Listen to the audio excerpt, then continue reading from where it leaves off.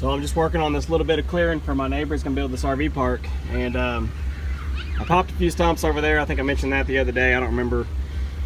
And now he's got me trying to walk right down here through the woods and clear out just absolutely the bare minimum to put a electrical service through here. So the power company told him they needed 10 feet of easement. They told me to bury service at my house 20 feet years ago, but he said they told him 10 feet of stump-free easement. So anyway, I'm trying to go through here. He had a bunch of trees marked, and I was looking, and I called him. I said, man, you know, this easement doesn't go all the way to the road.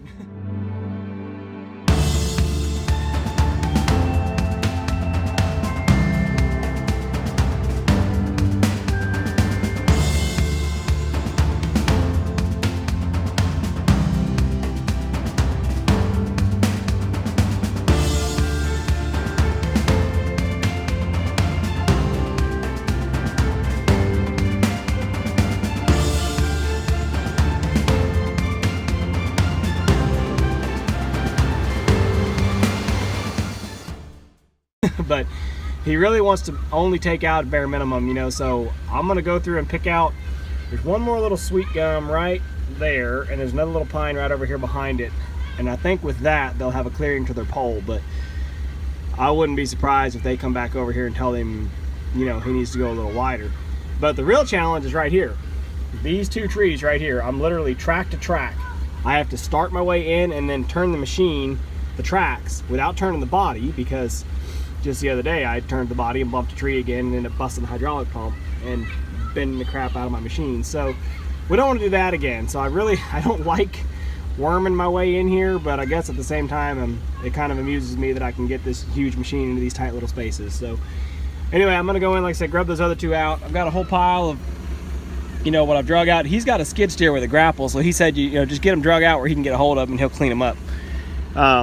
So we're gonna go in here and get these last two out. You can see there's a busted root right there from that last one I just pulled out, so I gotta get that out anyway.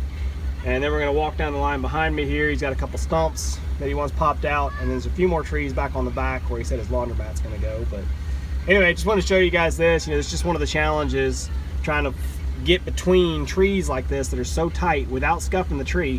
And you see I scuffed that one. I actually did that with the bucket because there was a tree right here in the middle between the two, and I had to try to dig it out. Honestly, these two to either side will probably die from the root disturbance. I hope not, but it wouldn't surprise me. But that's how that one got scuffed, was part of digging that out. And it'll heal up and it'll be fine, but it just looks ugly for right now. Anyway, let me keep grubbing here, and I'll show you some more as we go.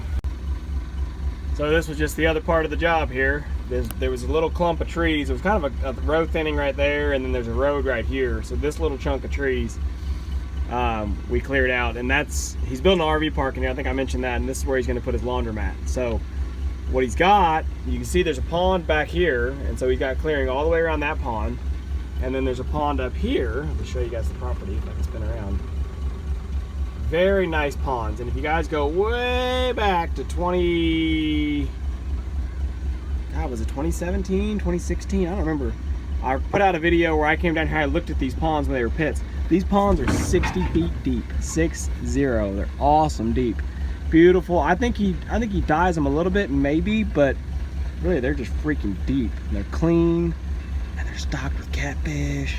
Anyway, so he's gonna do an RV park in here. There's gonna be slots all along over there and slots back here. So I think he said 28 slots on this part, phase 1, and then if he decides to go phase 2, what I just showed you on the other pond will be similar, another 20 slots, whatever around it. So that way the laundromat's centered up between the two rows of slots. But anyway, interestingly enough, this is the third RV park project that I've been involved on now. So I don't know if it's just people, if people are just finding me, they're doing these little parks, or if there's more and more people all thinking they're building RV parks. But hey, it is what it is. It seems to be popular, and it seems like an easy way to make good money. So, you know, if I had more land, I'd probably do it myself. Anyway, we're done on this one. Total of 4 hours, 3.5 hours on this job. So total of 3.5 hours, but the machine was here for 4 days. That's just the way it goes.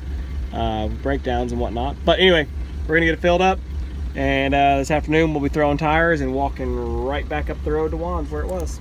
All right, so one thing left to do here. All these dead standing pines. I don't know what killed them off, man. It's just every single one of them right down the road here is dead. But he wants me to just knock them down, so I'm not digging them out. I'm not digging the stumps. I'm just knocking them down so that they're down safely on the ground, and then he's going to come in with a skid loader and clean them up. So I've got to try to kind of figure it out here and figure out how I can start to lay them all down and not get them tangled up in each other. And yeah, I'll just start over here and yeah, just lay them all out this direction as much as I can.